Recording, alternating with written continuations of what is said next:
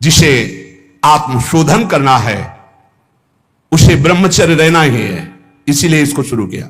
जिसे ब्रह्मचर्य रहना है उसे शरीर को चिकना बनाना, श्रृंगार करना, यह सब छोड़ देना चाहिए। अभी कुछ दिन बाद शरीर छूट जाएगा, फिर लकड़ी में जलेगा भाई। चाहे जितना इसे पाउडर लगा लो, चाहे जितना इत्र छिड़क लो, आग में जलेगा कुछ दिन। बोले कुछ दिन क्यों, अभी तो हम 30-40 साल ऐसे निकल गए ऐसे। अब पता नहीं 30-40 साल है कि नहीं है, ऐसे निकल जाएंगे। ब्रह्मा जी के यहां कमल की पंखुड़ी में जितने में सुई छेदो उतने में 1 वर्ष हो गया। अपने 100 वर्ष कितने हुए, 112 से ऐसे ब्रह्मलोक में करे तो हो गया। अपने शरीर को ज्यादा श्रृंगार, सुख, सुविधा, प्यार मत दो। जितने से भजन बन जाए, धर्म बने, उतना ही दो। स्त्रियों का काम भाव से स्पर्श करना, संभाषण करना, देखना छोड़ दे। यदि आत्मशोधन करना है स्त्री साधक को पुरुष साधक से, काम भाव से, कैसे, किसी भी तरह से। बहुत सावधानी के विषय से आपको खुद निर्वाह करना है, कोई दूसरा निर्वाह करने वाला नहीं, दूसरे को सफाई देने की जरूरत नहीं। तीसरी बात, पहला है शरीर का श्रृंगार, दूसरा है स्त्रियों से संसर्ग, संभाषण, बातचीत आदि आदि। तीसरा है पौष्टिक और स्वादिष्ट भोजन। ये महान भयंकर हैं 3 बातें जो साधक को नष्ट कर देती है। शरीर का श्रृंगार करना, माताओं बहनों से काम भाव से युक्त होकर के इस तरह का व्यवहार, बातचीत, ऐसा आप सफाई पेश कर सकते हैं। भैया सफाई पेश करने की बात नहीं, आप खुद देख लीजिएगा। आपका अगर दृष्टि ठीक है, आपका भाव ठीक है, आपका व्यवहार ठीक है भगवान को साक्षी करके, तो कोई दोष नहीं है। लेकिन यदि आप अंदर से दूषित हैं तो आप बचिए। और स्वादिष्ट बलिष्ठ भोजन, आत्मशोधन करने वाले उपासक को जरूरत नहीं, कोई जरूरत नहीं। ये घी, रबड़ी, रसगुल्ला, दूध और ये बादाम, पिस्ता, ये गृहस्थों के लिए बने, ये भगवत मार्ग के पथिकों के लिए नहीं। उनके लिए नाम रूपी बल और ब्रह्मचर्य का महान ताकत, एक अद्भुत बल, एक अद्भुत उत्साह, एक अद्भुत तेज बना रहता। बादाम में थोड़ी है, हलवा में थोड़ी है। बादाम हलवा खा के तो बेकार हो जाओगे। शुद्ध सात्विक थोड़ा अन्न एक बार डाल लिया शरीर पोषण के लिए, बस जल, व्यायाम, प्राणायाम, ब्रह्मचर्य, इससे बहुत बड़ा बल प्राप्त होता है। हमें निरंतर मन को वश में करना। मन को वश में करने के लिए ये शारीरिक बल की जरूरत नहीं है। शारीरिक बल तो अपने आप बना रहता है। उत्साह, एक आत्मिक शक्ति, एक बल, एक अलौकिकता रहती है। ये निकृष्ट आचरण करने से नहीं। स्वादिष्ट और पौष्टिक भोजन की कोई आवश्यकता नहीं ब्रह्मचारी के लिए। कि 5 चम्मच उसमें दाल में घी डाल के और सब कर, फिर कैसे हजम करोगे।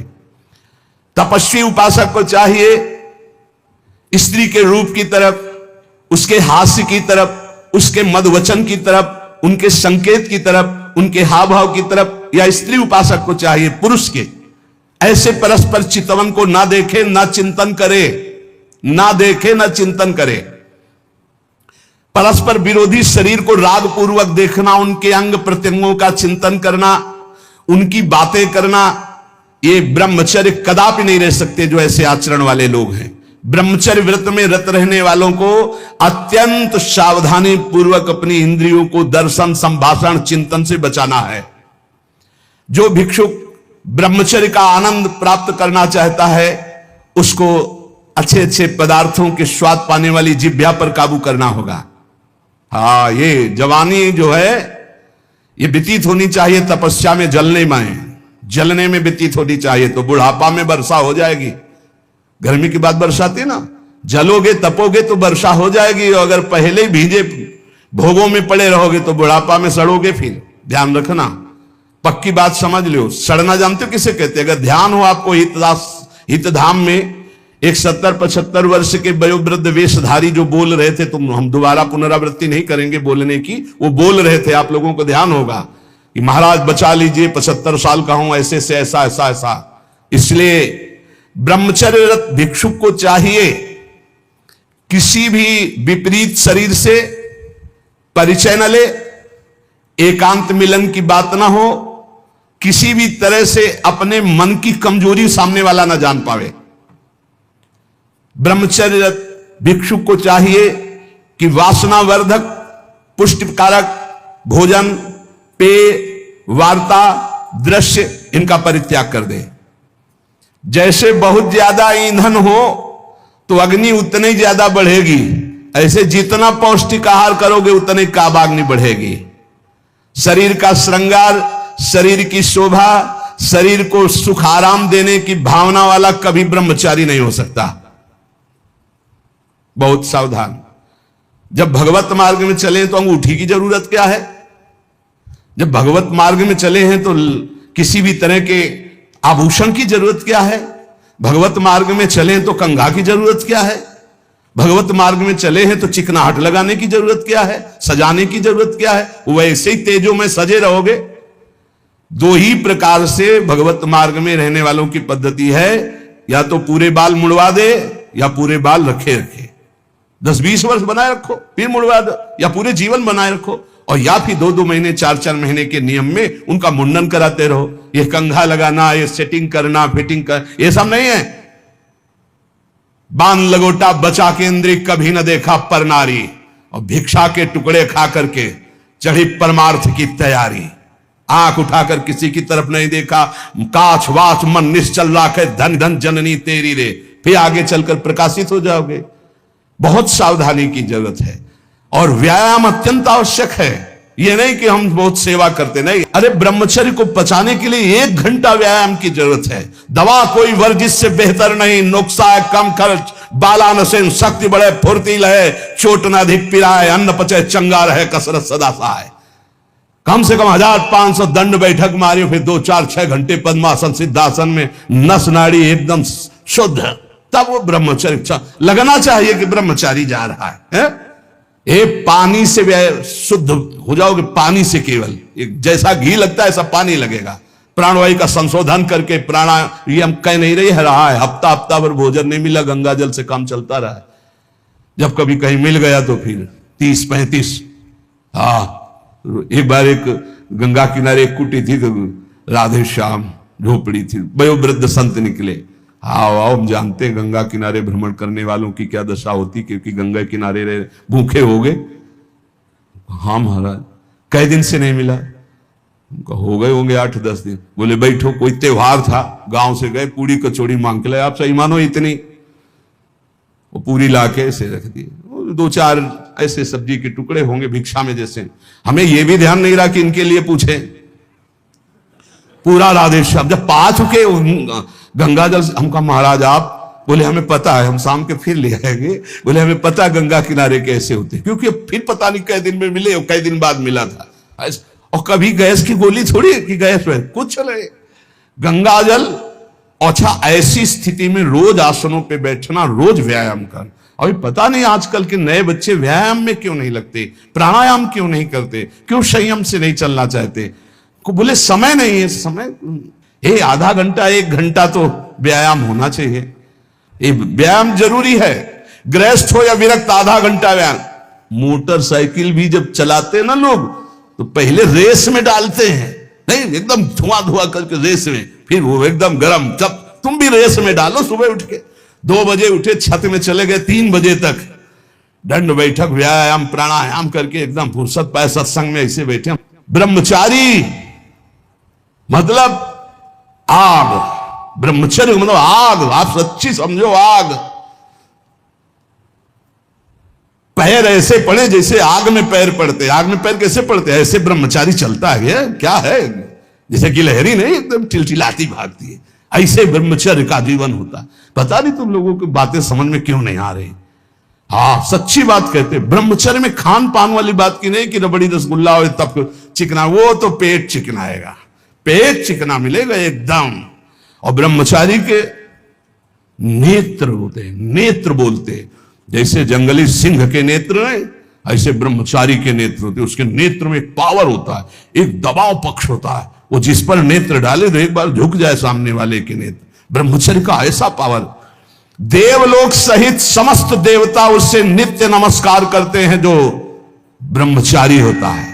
जो भिक्षुक वीतराग शारीरिक और मानसिक ब्रह्मचर्य से परिपक्व, शारीरिक ब्रह्मचर्य और मानसिक ब्रह्मचर्य, मन और 5 ज्ञानेंद्रियों के द्वारा किसी भी विषय का धर्म विरुद्ध भोग नहीं। ये ब्रह्मचर्य धर्म है, ये ध्रुपद है, ये नित्य है, ये शाश्वत है। पूर्व काल में कितने महामुनि इससे सिद्ध हो गए, इसलिए वर्तमान में और भविष्य में भी जो शुद्ध ब्रह्मचर्य का पालन करेगा वो परम पद का अधिकारी होगा। हिंसा, झूठ, चोरी, मैथुन और परिग्रह और रात्रि का भोजन, जो इनको छोड़ देता है वही भिक्षुक सिद्ध होता है। फिर सुन लीजिए, हिंसा मन वचन कर्म से किसी भी जीव की नहीं, झूठ बिल्कुल नहीं बोलना, चोरी किसी की नहीं करना। चोरी का तात्पर्य है अगर किसी का खेत है, किसी की वस्तु है, किसी का अधिकार है, हम बिना पूछे नहीं छुएंगे। अगर वो दतून भी लेनी है और किसी के दरवाजे पे पेड़ है तो हमें इंतजार करना होगा। अगर पता चल रहा है कि गांव समाज की जमीन है, सरकारी जमीन है, किसी का अधिकार नहीं, तो हम उस वृक्ष से भिक्षा मांगेंगे, हमें एक दतून दे दीजिए। ऐसे नहीं है कि हम किसी वस्तु को स्वतः, जैसे गंगा किनारे बारी होती है और उनसे से आप फल तोड़ करके खा रहे हैं तो आप चोर हैं, ये नहीं कह रहे हमारा नहीं। किसी की कोई भी वस्तु बिना भिक्षा किए नहीं लेना है। आगे है मैथुन का पूर्ण त्यागी वीतराग परमहंस, बैरागी, किसी भी तरह के अष्ट मैथुनों में से एक भी नहीं। और परिग्रह, दान नहीं, इसलिए भिक्षा शब्द है। तुम हमें दे रहे हो, हम नहीं लेंगे, हमें जरूरत होगी हम मांग लेंगे, हम भिक्षुक हैं। ये उपासकों की, अच्छे जो उपासक उनकी रहनी होती। ले 100 रुपया नहीं जरूरत है हमें, आधा घंटा बाद जरूरत होगी तुम किसी से मांग लेंगे। भाई अगर हमें जहां लगेगा तो हम 5 लोगों से मांग लेंगे अगर जरूरत है, लेकिन हम तुम्हारे देने पर नहीं लेंगे। तुम्हारे देने पर दान होगा और हमारे लेने पर भिक्षा होगी। हमें जब आवश्यकता होगा, जहां से श्री जी प्रेरित करेंगे, मांग लेंगे, हमें नहीं चाहिए। हिंसा, झूठ, चोरी, मैथुन, परिग्रह और रात्रि का भोजन, ये साधक कभी रात्रि में भोजन न करे। और सूर्य अस्त होने के 30 मिनट पहले या 30 मिनट बाद, बस इसके आगे नहीं जाना चाहिए। जिसको ब्रह्मचर्य रहना है, साधना में रहना है, एक 9, 10, 11 बजे आराम से आप खूब बतरा के अच्छे अच्छे पदार्थ पा रहे हो, ये सब साधना के खिलाफ बात है। अगर इस समय भोजन नहीं होता, 4, 5, 6 सूर्यास्त के 30 मिनट पहले और 30 मिनट बाद तक, फिर आप पानी पी के काम चलाओ या दुग्ध ले लो 200-250 ग्राम। भोजन भरपेट मत करो, क्योंकि हमें 1 बजे रात्रि से जगना है, 2 बजे रात्रि से जगना है, हमें साधना में लगना है। और ठसाठस 11 बजे तक यहां पा लिए तो 10-11 बजे तक के लिए वो प्रमाद स्थिति पैदा कर देगा। रात्रि का भोजन निषेध है साधु के लिए, या तो सूर्यास्त होने के पहले या बस सूर्यास्त होने के बाद ही 30 मिनट बाद तक, मतलब 7, बहुत बहुत अधिक 7:30, 8, इसके आगे नहीं। 9, 10, 11, 12 ये सब नहीं। गृहस्थों की बात अलग। वीतराग परमहंसों का हमने स्वभाव देखा है, सूर्यास्त होते होते जो कुछ, बस फिर इसके बाद शांत।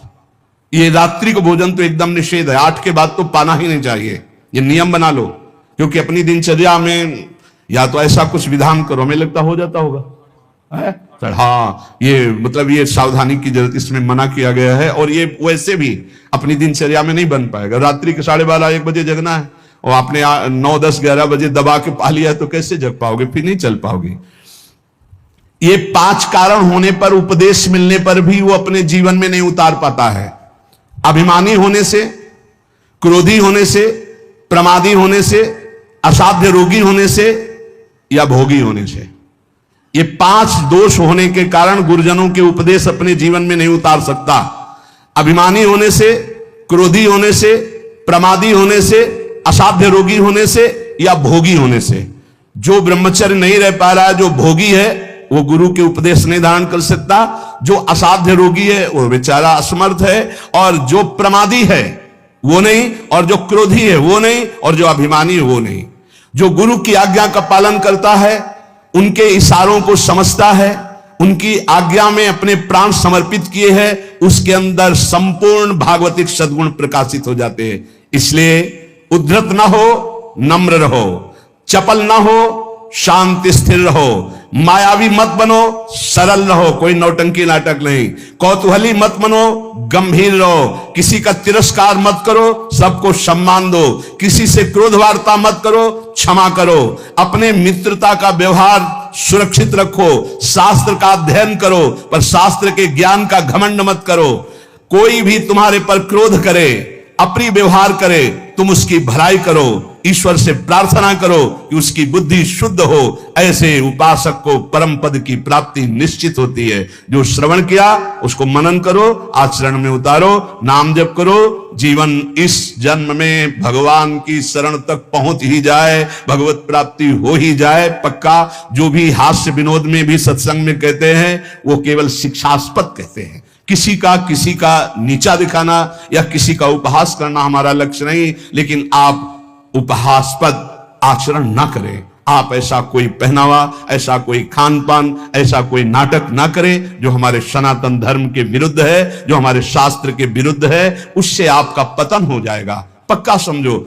बहुत बड़ा प्रभाव होता है सात्विक आहार, सात्विक भेष, सात्विक चिंतन, इससे बहुत उन्नति होती है। और असात्विक आहार, असात्विक भेष, असात्विक मनमाने आचरण, इनसे बहुत पतन हो जाता है। इतना पतन हो जाता है, आप सोचो जिन माता पिता परिवार को प्राणों से अधिक प्यार किया जाता है, बुद्धि भ्रष्ट हो जाती है, काम से पीड़ित होकर वो अपने परिवार के गले काट देता है, भाग जाता है दूसरे पुरुष के साथ या दूसरी स्त्री। ये क्या बुद्धि भ्रष्ट हो गई। जिनकी पूजा करनी चाहिए उनकी हत्या कर देते हैं, जिनको हमें शीश पर आज्ञा उनके शीश उतार लेते हैं। ये बुद्धि भ्रष्ट हो जाती है। आप देख लो, समाज में देख लो क्या हो रहा है। इसीलिए हम अगर विनोद में भी कोई बात कहते हैं तो तुम्हारे मंगल के लिए कहते हैं। किसी को कभी कुछ चुभे, कभी कुछ कोई शब्द चुभे, उसका विचार करना वो बहुत ही कड़वा होगा, लेकिन आपको स्वस्थ करने लायक होगा। जैसे कुछ ऐसी औषधियां होती, कुछ ऐसे चूर्ण होते हैं, बड़े कड़वे होते हैं, नीम जैसे लगते हैं, लेकिन वो आपका परम मंगल करते हैं। इसलिए प्यारे, हमारा किसी को दुख पहुंचाना उद्देश्य नहीं, हमारा उद्देश्य तुम्हें परम सुख प्रदान करना। पर तुम अपनी स्थिति को, अपने धर्म को, अपने आचरणों को भूल गए और मनमानी आचरण कर रहे हो, इसलिए तुम्हें जरूर बुरा लग सकता है। जैसे शास्त्रों में बार बार ये आकर्षण की निंदा की गई। अब अज्ञान के कारण, न जानने के कारण वो शास्त्रों को कहते हैं स्त्री की शरीर की निंदा की, तो किसी के शरीर की कोई कौन सी वंदना की गई है। पुरुष का शरीर चाहे स्त्री का शरीर है तो पांच भौतिक परस्पर आकर्षण की निंदा की गई, परस्पर अधर्माचरण की निंदा की गई। अगर आप शास्त्र सम्मत बातों को विचार करके देखें तो आज जो हमारी दुर्दशा हो रही वो शास्त्र न मानने से हो रही, शास्त्र की आज्ञा का पालन न करने से हो रही। कि जब तक तुम्हारे शरीर में बुढ़ापा नहीं आता, कोई असाध्य रोग नहीं हो जाता, तुम्हारी इंद्रियां बलवान हैं, तब तक तुम अपनी इंद्रियों को गलत आचरणों में मत उतारो और अपने कल्याण के लिए उपाय कर लो। नहीं बुढ़ापे में या असाध्य रोग में या इंद्रियां जब निर्बल हो जाएंगी तब तुम कुछ नहीं कर पाओगे। जो मनुष्य दूसरे प्राणियों के शरीरों की हिंसा करके या हिंसा करवा के या हिंसा का अनुमोदन करके अपने शरीर को पुष्ट करता है, जैसे पशुओं को लाके काट के फिर खाना, बोले हम काटते तो नहीं, दुकान से ले आते हैं। तो दूसरा, हम लाते भी नहीं है, मंगवा लेते हैं। तीनों को बराबर नरक मिलेगा। कर्ता, प्रेरक, अनुमोदन। प्राणियों की हिंसा करना, हिंसा करवाना, हिंसा का अनुमोदन करना, ये स्वभाव भगवत मार्ग से बिल्कुल विपरीत ले जाएगा। संतों की बातें, भगवत भक्तों की बातें, शास्त्र की बातें जहर जैसी लगेंगी ऐसे लोगों को, और अगर सुन लिया श्रद्धा से तो सुधार भी हो सकता है। किसी भी तरह से किसी भी जीव को मार करके खाना जो हमारे शास्त्र के विरुद्ध है, वो तुम्हारे लिए हिंसा बहुत बड़ा पाप होगा। जीव तो सब में है, जीव बिना जीवे नहीं। मूरी में भी जीव है, गाजर में भी जीव है, आलू में भी जीव है, अरहर के पेड़ में भी जीव है, उर्द के भी पेड़ में, गेहूं के भी पेड़ में, लेकिन वो हमारे खाने के लिए शास्त्र सम्मत है। लेकिन ये दूसरे अन्य जीवों के मारकर खाने की बात मानव शरीर के लिए नहीं, राक्षसी भाव के लिए, जो राक्षस है उनके लिए है। संसार में जितने भी जीव हैं, मन से, वचन से, शरीर से जब किसी को दंड नहीं दिया जाता तो अपने सारे पाप नष्ट होने लगते हैं और उसे कोई भी दुख भोगना नहीं पड़ेगा। उसके दुख देने वाले पाप कर्म क्षय हो जाते हैं। सभी जीव को चाहिए कि ये बात समझ लें, सब यहां जीना चाहते हैं, सब अपने शरीर को सुखी रखना चाहते हैं। अगर किसी भी प्राणी को तुम मारते हो या उबालते हो या खाते हो तो तुम्हारा नाश निश्चित है, तुम्हारी दुर्गति निश्चित है। अपने स्वार्थ के लिए काम से, क्रोध से, भय से यदि किसी को पीड़ा पहुंचाते हो, काम से 4 लोग मिलकर किसी के साथ ऐसा अभद्र व्यवहार करना या मार देना या ऐसा कर देना, तुम ये सत्य समझ लीजिए कि तुम्हारी दुर्गति पक्की है। ये महापुरुषों के वचन है। जो श्रेष्ठ परोपकारी, निश्चय पूर्वक दूसरों के दुख को दूर करने की बात करने वाले हैं, वही मानव जीवन धारण करने का लाभ लेते हैं। क्रोध से, लोभ से, भय से या हास्य से भी पापकारी बात कभी मत करो। पाप वाली बात हंसी मजाक में भी मत बोलो।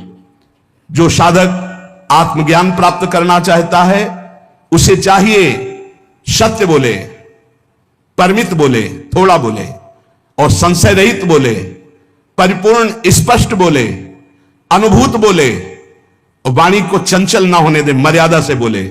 ऐसा बोलने वाला साधु परमार्थ की उन्नति को प्राप्त होता है। सत्य बोले, थोड़ा बोले, संशय रहित बोले, परिपूर्ण स्पष्ट शास्त्र सम्मत बोले, जो बोले अनुभव से बोले, वाचालता रहित होकर बोले, वो परमार्थ का पथिक होता है।